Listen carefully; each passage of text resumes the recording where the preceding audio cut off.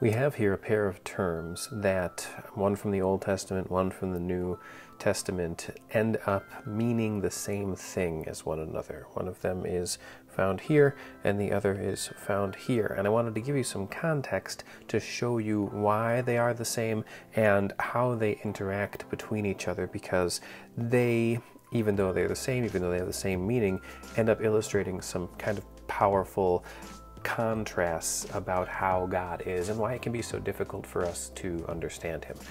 So first of all, just contextually speaking, one of them is in Exodus, which is the second book of the Old Testament, and the other is in the book of John, which is the fourth book of the New Testament. They both have pivotal moments in biblical history in view. In this Exodus moment, we have God, that's the he here, passing in front of Moses, but they're on a mountain called Sinai. And this is after God has broken Egypt's slavery of the people of Israel, and he has brought them out of that land, and God has kind of descended on this mountain in this big cloud, and there's lightning, and there's thunder, and it's just kind of this big, crazy, intense moment.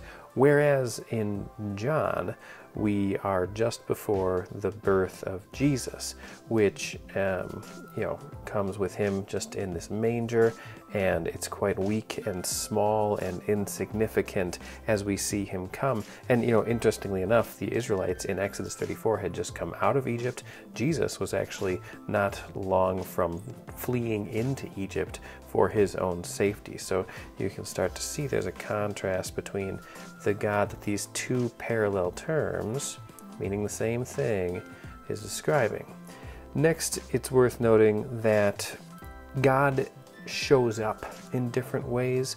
Here, in the first one, God is passing in front of Moses, so he's actually present in a physical way, and he certainly is present in a physical way in John 1 as well, right? The Word becomes flesh, passes in front of, becomes part of, joins in with us in our flesh. But the version of God that's kind of being talked about in John chapter 1 gets referred to as the Word. And that actually shows up in Exodus 34 as well, in this proclaiming. When God says true things about himself, when he shows true things about himself, that is his word. It is being proclaimed. So there's a sort of incarnational parallel that's happening in between these two things.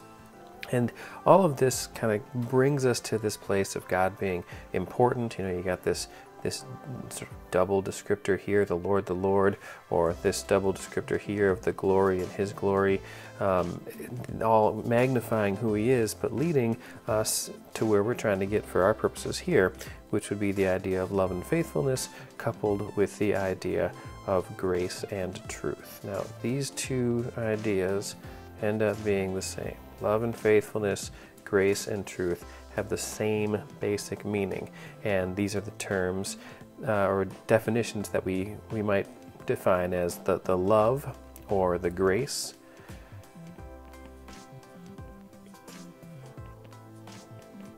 are the same as some kind of unconditional acceptance.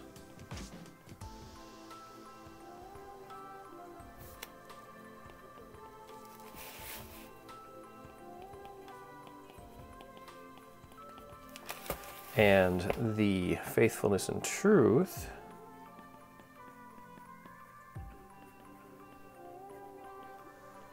are the same as total consistency.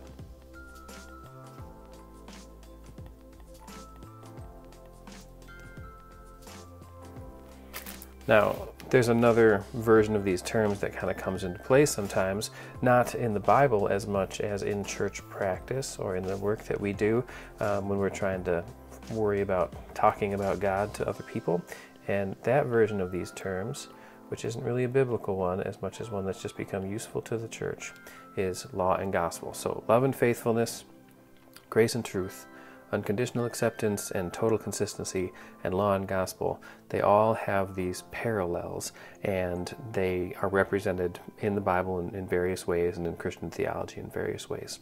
So I hope that helps you think about the way that these are connected.